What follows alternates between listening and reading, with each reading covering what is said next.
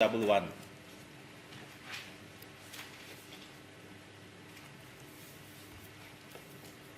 Yes. Yep. Sithemba singena uyokwenza uThemba Khumalo uzintroduce as uThemba Khumalo umalume kaKheli. As we entered, then we were approached by a gentleman who introduced himself as Themba Khumalo, Kelly's uncle.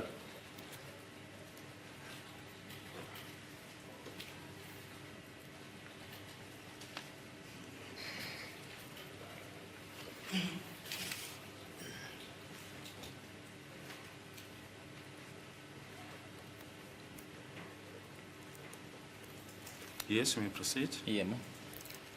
Sambuza ukuthi kuyenzakaleni wathi sambuza ukuthi kuyenzakaleni futhi washo ukuthi athi bathi kudubuleke usenzo. We inquired from him as to what happened. He then informed us that Senzo had been shot. As a good priest, my Lord, we signaled our intention yesterday to call Mr. Themba Khumalo, may that hearsay evidence be provisionally allowed.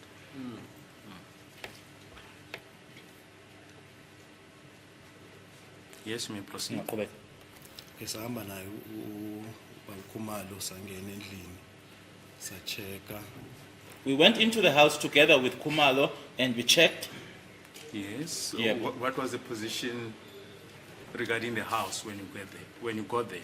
Uma nifika endlini, isimo mayelana nendlu sasi kanjani? Or maybe let's rephrase. How did you gain access to the house? Nangena kanjani endlini? Ekuvaliwe wasivulela ubaba uKhumalo. It was closed and Mr. Khumalo opened for us.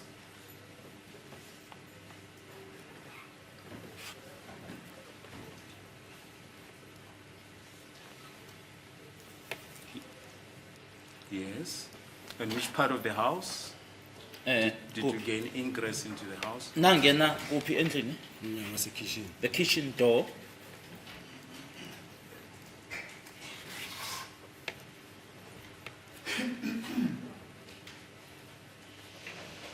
Yes, you may proceed. Yep.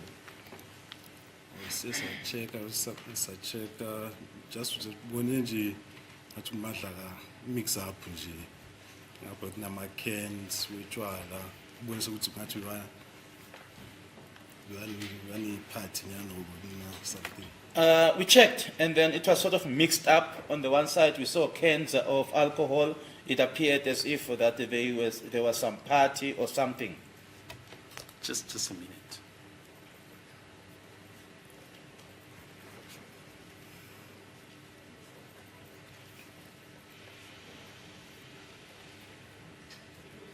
And where did you see these cans of alcohol? Lama can lana utshwala naniwabona kuphi? Ngathi waphansi nje la edanyengo phansi. I think they were on the floor in the dining room.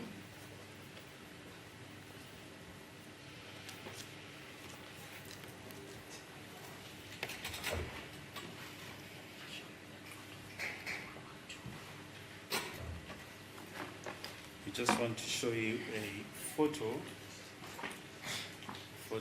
112 of Exhibit D.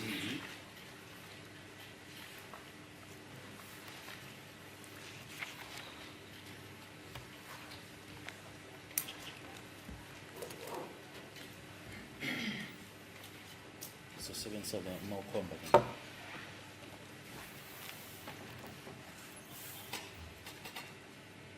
Yabon.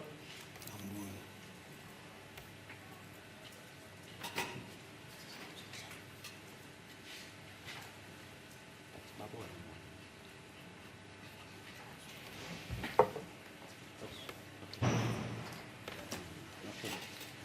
Can you use the photo to illustrate your evidence?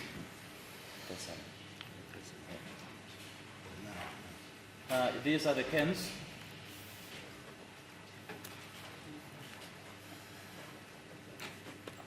Yes. Yebo. Sambuza ukuthi kuyenzakaleni.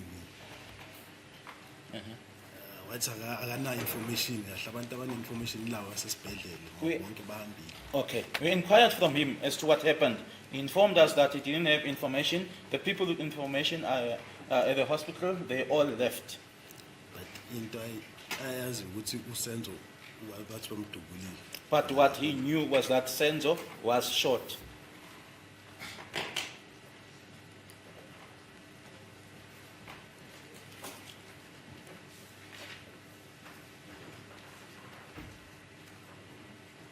Yes.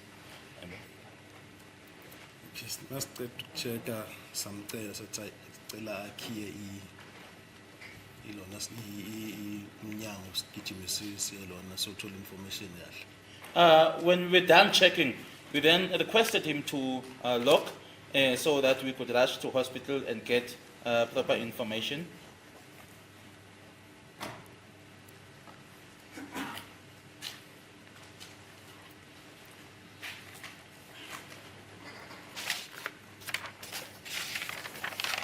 So when you were done checking, what did you check? Just explain step by step. Where did you check, and what were your observations? Ukhuluma ngokucheka ukuthi ngokulandelana ke usho ukuthi utanichekani futhi nabonani noma wabonani. Check out maybe singathola ama cartridge or in what even shooting in progress, but must check rapazani sithole those cartridges. Looking for maybe cartridges because we were informed that there was a shooting in progress, but when we checked, we didn't find any of those cartridges. Did you only see the cans? Ama can kuphela nawabona. Into sayibona ngikhumbula kahle ngathi kune cartridge kunelona ni cartridge Ukhuluma ngani ngitsizwa? Ukhuluma ngani? ama cartridge le into khamba ngani labamba ngabalimele lapho. Oh, okay. All right. Nani futhi? It's I think it was a hurt, my lord, and also the witness is struggling with the word, but says what they are using, the sticks that they are using when they are hurt, in referring to crutches, or when they are injured. So. Yes, tell the court about it. Where did you see that? Nakubona kuphi lokho? Ungena ekitchen on the left hand side ngasezinkeni phansi bingala. When you enter the kitchen, on your left hand side, next to the sink, it was on the floor.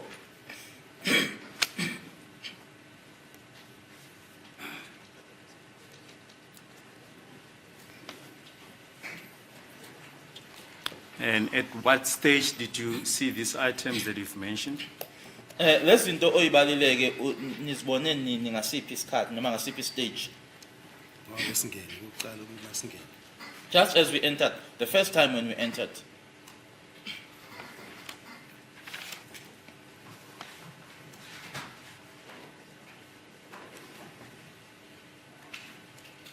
I just want to show you photo 3 of Exhibit C.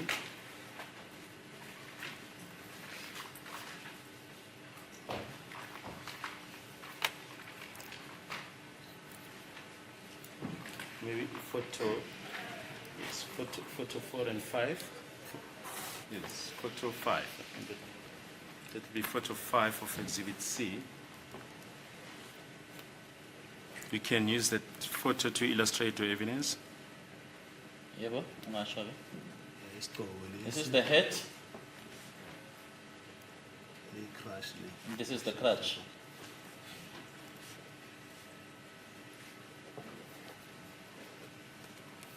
Yes, you may proceed. Ungaqhubeka. Ngikhumbula kahle ngathi ngambuza ukuthi wathi akana information uvele wathi akana information ukuthi kuyenzakaleni kahle. So angiyeka sinike information umuntu abantu abane information ilaba sesibhedlela. I remember asking him, but all he said was that he didn't have any information. The only people with information are the ones at the hospital. Yes. Yebo. Ukulawa singicela khona ukuthi akhiye bese sigijima isirashele esibhedlela ukuthi lo. That's where we requested him to lock, and then we rushed to the hospital.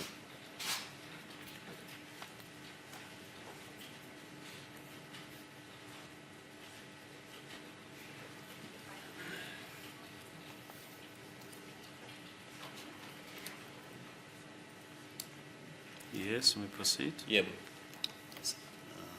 Driver masifika esibhedlela egate siyahlangana ne SUV eBM I drove to the hospital, and then at the hospital, at the entrance of the hospital, I then came across a BMW SUV.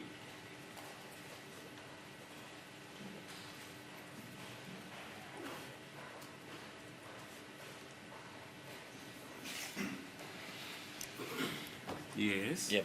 yehama le SUV bese nakusama waphuma mangikhumbula kahle uyaphuma uKheli uzintroduce as uKheli Khumalo. This BMW stopped. We also stopped. If I remember well or remember correctly, Kelly alighted, or she introduced herself as Kelly Kumalo. Yep. Yes. Yep. Wabuza ukuthi size nge-incident kaSenzo wathi yebo. She inquired from us, "Are you here regarding Senzo's incident?" I said yes. Yes. There was a discussion with her, and then what happened further? Uma senikhulumile-ke naye-ke kwase kwenzekani emva kwalokho? Saqhubeka saya phakathi esibhedlela casualty. We went to the inside the hospital to the casualty.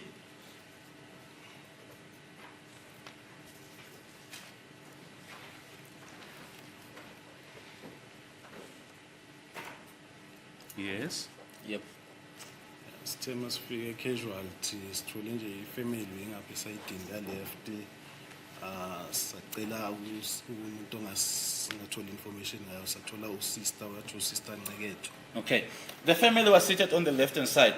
We then asked for someone who would assist us with information, and then we were assisted by a sister Ncegeto.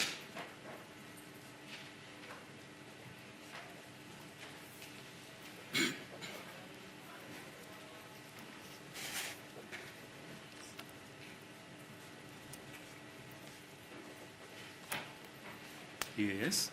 Yep. Sister Nceketho asamtshela ngamchazela ukuthi sizovele ngendaba kaSenzo ethi udubulekile la isibhedlela wasihambisa wasingenisa kwelinye room nje iroom elincane nje.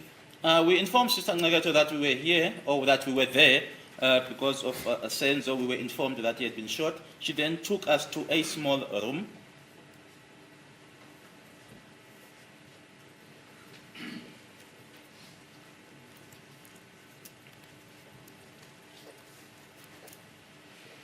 Yes. Yep. Sithe masingena vele kulela room sathola sambona vele samthola uSenzo alele ku-stretch abheke phezulu. Indeed, when we entered that room, we found him, and Senzo was lying on a stretcher facing upwards.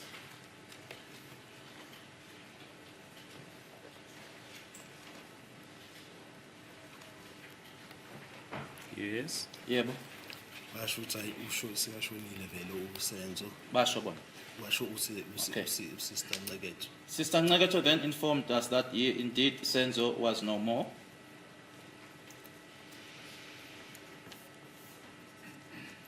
Yes. Cela i-declaration form ukuthi vele akasekho emhlabeni uSenzo. Celwa yini? Celwa ya. I then requested for a declaration confirming that indeed Senzo was late.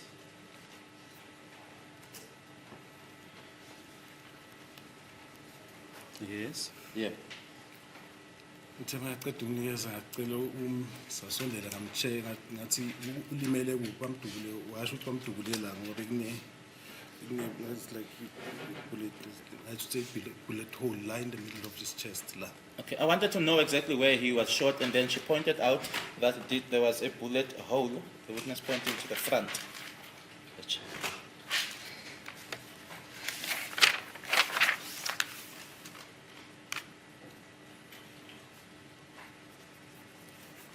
Yes. Yep. Did you see that? Wakubona lo? Ngiyibona. Yes, I did.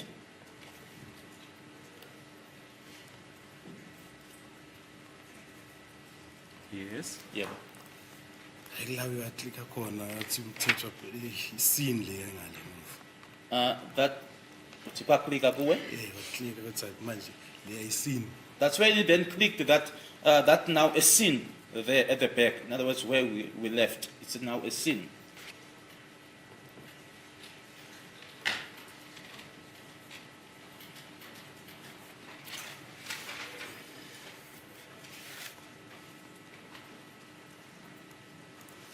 Yes. Yebo.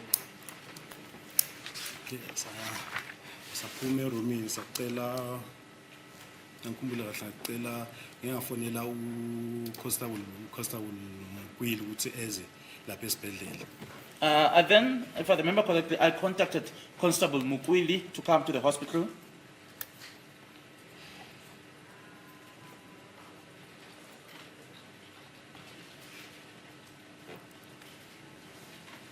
Yes. Yebo. So ukuthi sizokhona ukurusha back elona kule number 13511. So that we could rush back to number 13511.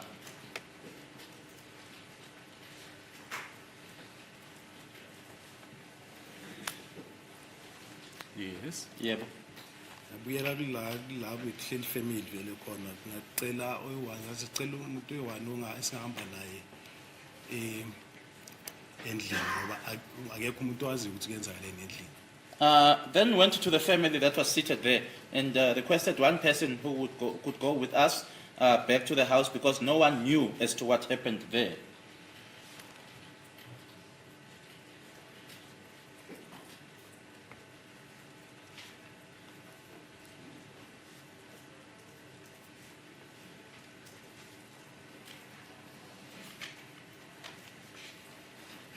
Yes.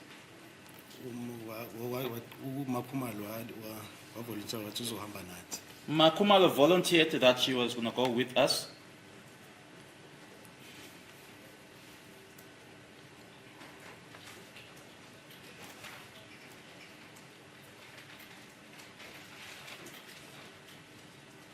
Yes. Yebo. Ngoba bese sibafonela boRamala ukuthi beze bazosala la esibhedlela. Uthe mabafika sathatha uMakhumalo yana endlini. Because we had already called or contacted the likes of Ramala to come to hospital, so upon their arrival, we took Makumalo and left for the house.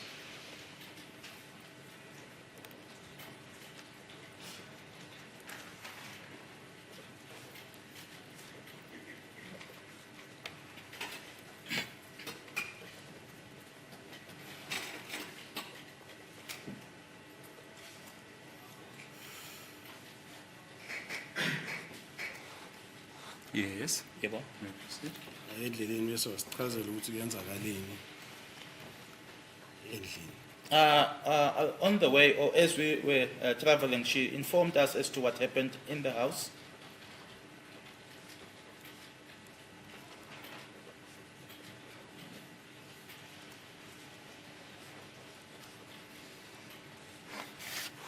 Yes.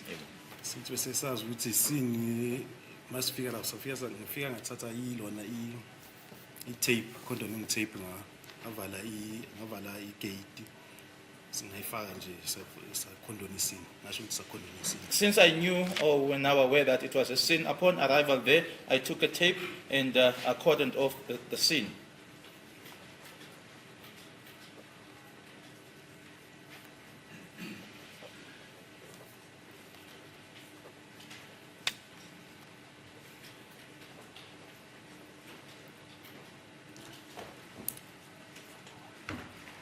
Just want to show you photo 1 of exhibit C. If you can just use that photo to illustrate your evidence. Here it is, the witness pointing to the tape that's on the photo. Yes. Okay, sangena umalume simthole vela aseselapho endlini sangena wasivulela umnyango. We found the uncle still there. We then went in and he opened the door for us.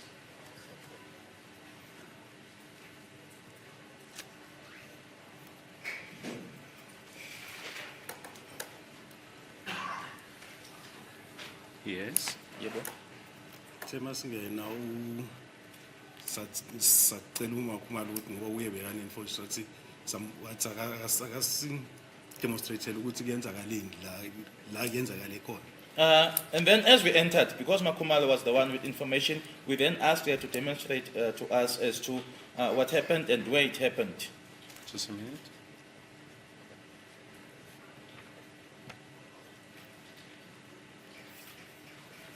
Yes. Yeah, Did but- she then do that? Ingabe wakwenza lokho? I just bekamile ngingasho ukuthi wabenza ngoba besimile elona la iphathisi dining room ne-kitchen la iphathisini nje. Yes, because we were standing, I would say that she did it because we were standing in the passage between the kitchen and the dining room. Yes. What happened further? You may not disclose what she said, what she told you. What happened further? Ungakusho-ke anitshela kona kwase kwenzekani-ke? Uvele sekavela athi lesigqoko is one of the suspects. She then just said, this hat belongs to one of the As a suspects. court, please don't disclose what she told you. What happened further? Uthi-ke ungangeni kwakushilo noma ukuthi wanitshelani ungakusho lokho, uchaze nje emuva kwalokho kwase kwenzekani.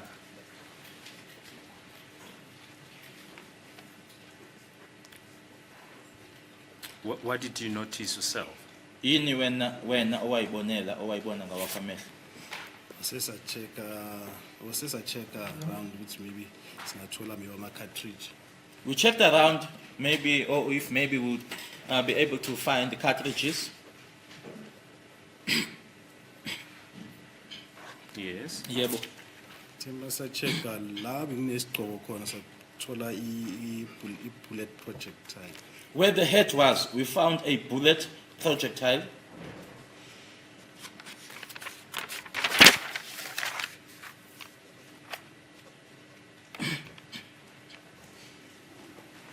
This week, once again, we're going to show you photo 5 of Exhibit C. If you can just use the photo to illustrate your evidence.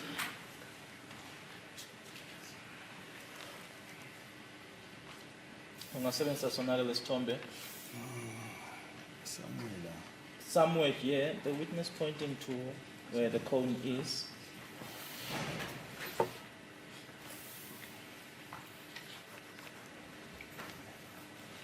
Yes, just for record purposes, is photo 5 of Exhibit C. Yes. Yebo.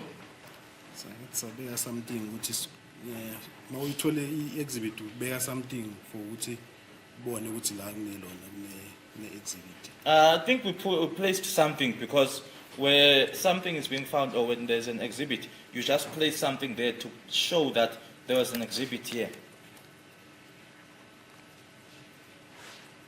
Yes. Yebo. Bese wachaza uke wachaza Yes. uke wachaza ukuthi ilona i-crutch leli. Yes. As we indicated, please don't disclose what she told you. Did she then relate to as to what happened? Noma ungangeni nje imininingwane awakusho ukuphinde lokho awakusho. Wabe senichazela nje ukuthi kwenzakalani. Yes. Yes, and then what happened further? Kwase kwenzekani ke? Sema-check-a sathola bekunelona ngathi umnyango wasekhishini udamejekile nje. And as we checked, we found that the kitchen door was damaged a little bit.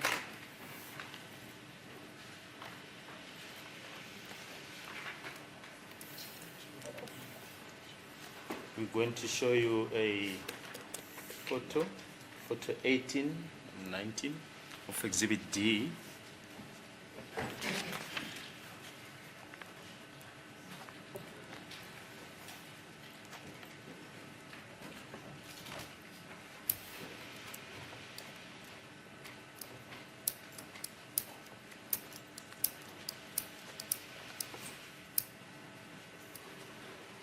Yes, if you can use the photo to illustrate the evidence. This is where it was damaged, the witness pointing to the door in the photo.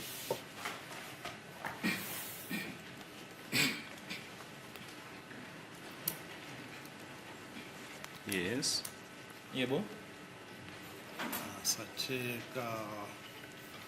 Sema-check-a la ngathi siyathola ama-blood stain ngase-dining room. We checked, and as we checked, we found some blood stains in the dining room. Where precisely? Kuphi nendawo dining room? Duze ne-couch. Next to the couch.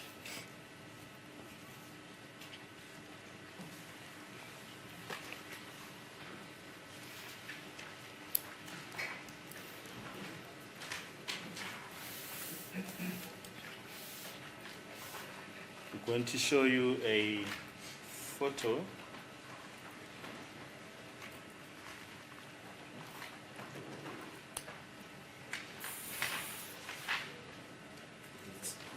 Photo number 60,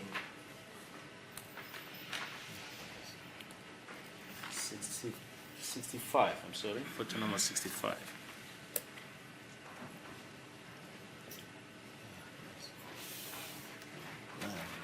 Yeah, it is. If we The can- witness pointing to the floor next to the couch. Photos number 65.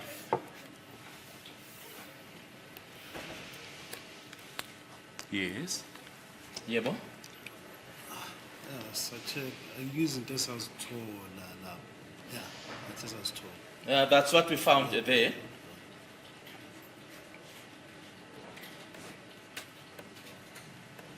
Yes. Yebo? Ngafonela ngikhumbula kahle ngafonela uWarren Maphafu ukuthi akafonela ama-photographer. If I remember well, I called Warrant Officer Mapafu to call or to contact the photographer Detective. as well as the detectives. Yes. And to which place is he attached? Yena ukuyiphi indawo uMapafu? So that's a CSC. It's a CSC. It's a CSC. CSC. Yes. What is that? Yini leyo CSC? Client Service Center, it's a police station. It's at the police station. It's the Client Service Center. Yes. Yes, you may proceed. Yebo? After isikhathi kuke wangena uCaptain Zwane. After some time, Captain Zwane came in. So, could please, my lord, will this be an appropriate time to take the short Oh, agenda? that's all. Okay, thank you. 15 minutes break.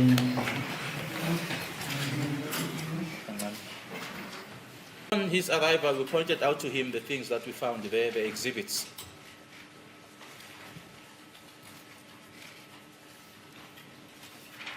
Yes. Yebo? Ngiyaqhubeka wathatha uMakhumalo interviewer uthathola istory ukuthi kuyenzakaleni nayo. He then interviewed Makhumalo so as to get from her as to what happened.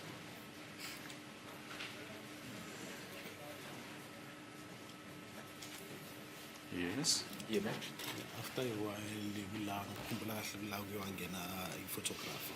After a while, if I remember correctly, I think the photographer came in. If we can ask the witness to speak up a bit more. Okay. Please, may you speak up, sir? Okay. Yeah, but after isikhathi nje kuye wangena i-photographer.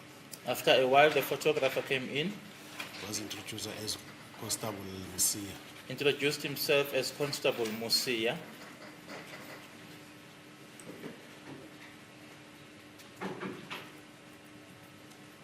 Yes. More or less, what time was it when Constable Musia arrived? Kwakungabani isikhathi uma kufika uConstable Musia? Sekulate around to 12, 11 to 12. It was already late, between 11:30 before 12. Yes. What happened further? Kwase kwenzekani? Ngikhumbula kahle ukuthi uCaptain Zwane uyawambonisa ama-exhibit. If I remember well, Captain Zwane pointed out the exhibits to him.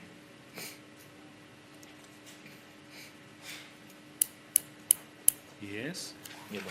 Wafaka nale coin esiyibona lapho, i-coin le yellow.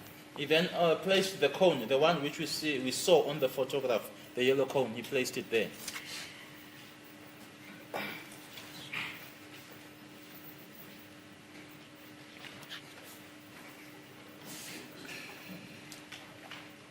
We're just going to show you photo 5 of Exhibit C. Yebo. Yeah, it is. The witness pointing to the cone and the photo. Yes. La bekune-projectile coin. That's where the projectile was. It's photo number It's photo number 5. 5. Okay.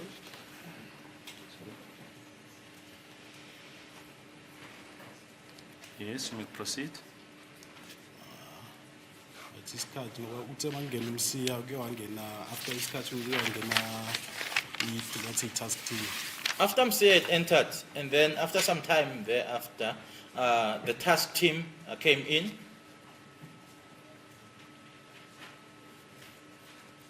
Yes, and what is this task team? Yini the task team. Let's say task team that's where we upset province if I'm not mistaken. If I'm not mistaken, I think they were from the province. Yes. Yep. Ayibe basichazela nje but yeah we may be excused. They just said to us, you may be excused. Sending a khululeka. As we take her over. They will be taking over.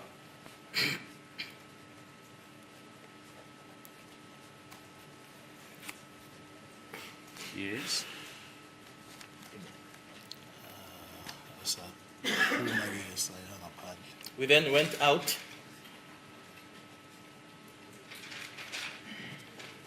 Yes. Ngikhumbula sesihamba nje isikhathi nje after isikhathi sahamba sa police station. I think we stood there for a while, and thereafter we went back to the police station.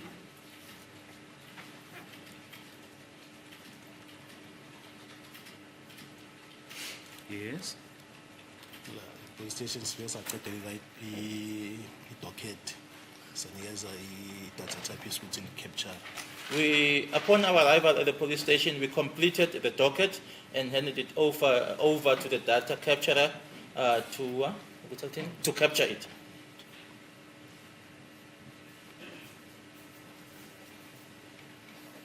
Was then captured. Bal capture. Yabona well-capture. Yes, it was. Yes. What, do you know the particulars of the docket? We are a particular zalo in docket, The cast number? cast number It's 636 of 10 2014. 636 of 10 2014.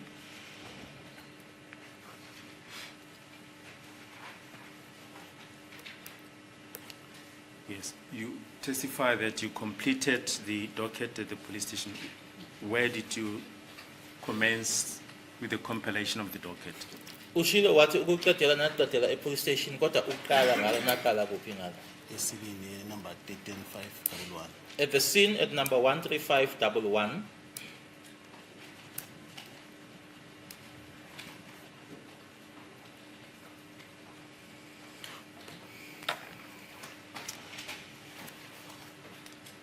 And after that, did you go back to the scene on the particular night? Ngalobo busuku lo ngaba nabuyela futhi ku scene. Siyaqhubeka nama-complaint amanye. No, we proceeded with other complaints. And just one aspect.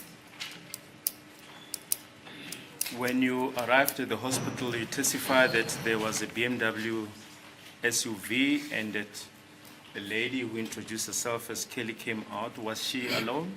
Ushilo ukuthi uma nifika esibhedlela ne kunale SUV BMW kwaphuma lo CC ke owayichaza ukuthi uKelly Khumalo wayeyedwa yini. Umfana nje ngapha passenger seat. There was a gentleman in the passenger seat.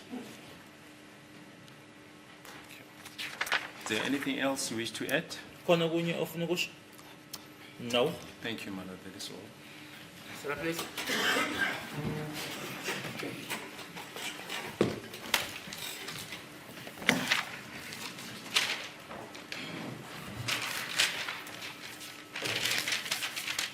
As the court pleases, my lord. Afternoon, Mr. Matebula. Yebo. Now, your evidence is that you received a dispatch over radio about a shooting incident at 13511 Mzamo, Kutlano Street, Mzamo section on the 26th of October 2014, correct? Uyasho ke ukuthi nathola ke lo mbiko onitshela nge-shooting in progress e-13511. Yebo. Yes. And your version is that you attend upon that scene and you are met by Kelly Kumalo's uncle, Temba Kumalo, correct? Uma senifika lapho kusini nahlangana noThemba Khumalo. Yebo. Yes. Now, to just go back a bit, your testimony is that you meet a lady that waves you on and points to a particular direction, correct? Shilo nokuthi kunalo mama ke owayeni waiver enikhombisa ke direction ethize. Yebo. Yes. Was it just a lady, or were there two ladies or more than one? Kwakulo mama yedwa noma babe babili, More than one. more than one. Okay. And by their gesturing with their hands and pointing out, they pointed to a direction down Kutano Street in the direction of the park, correct? Ma nikhombisa ngako direction ye park. Yebo. Yes. Now, as you interact with those ladies, in order to know who are you going to look for at the park, did you get any information about the number of the people that had run in that direction? Ingaba uma bese nikhombisa ke besho ke ngaba basho ukuthi bangaki labantu ababalekele ngase park. Abasho ukuthi bayingaki bathe ama suspect bagijimela ngale. They didn't say or mention the number, they just said the suspect ran towards that direction. And you did not receive information about the facial, physical, and clothing description of the people that had run in that direction, correct? Ukuthi banjani emzimbeni ubuso babo babegqokeni abazange banitshele lokho. Abasana. No, they didn't. And you were the driver of the police car that night, correct? Futhi nemoto yamaphoyisa yeshayelwa uwe ngalela langa. Yebo. Yes. Now, you drive towards that direction of the park. How far is the park from that residence, the 13511 Kutano Street, Ukusuka Mzamo section? ukusuka kule address ukuya epark kude kangakanani park? Akukho kude kangako. Uthi akukho kude kangako. It's not that far. Not that far. If, by your estimation, educated estimation, will it be more than 500 meters or Let's less than that? Athi ma 100 ngathi ngabeka 100. I'd say 100. And you drive to that vicinity of the park. At the park, what do you do when you arrive there? Uma senifika khona ke lapho epark nafika nenzani? Sithi kube shooting if I'm ready sangena sahamba straight check sangabuya zange sibone imoto. So seeing that it was a shooting incident that had been reported, the firearms were ready, so we drove and we just checked, and couldn't see anyone. Yebo. Let's clarify the word we checked. Did you physically enter the park with the motor vehicle, in the motor vehicle, or you parked the motor vehicle somewhere and entered the park on foot? Ingaba uma nicheka niphakathi emotweni, nicheka niphumile emotweni, nahamba ngeenyawo? Asiphumanga emotweni just i-crescent indawo yakhona.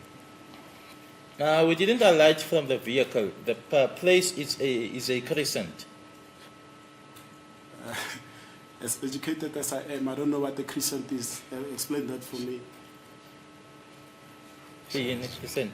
Crescent uthi i-straight ungangena kanje bese uphumele ngale. It's a street that you are able to enter through and then you go out on the other side. So you did the run around at the vicinity of the park. You drove around. Nangena ngaleso strato nase niyophuma on the other side. Sesa check yeah. Yes, we checked. And did you beam the lights of the police vehicle into the park to see if there are people in the park? Ingaba ke ama lights emoto lena noma even lana nawabhima yini eparkini ukubona ukuthi akunamuntu yini? Yebo ngolayidiwe. Yes, they were on. And how long did it take for you to do that initial cursory search of the park?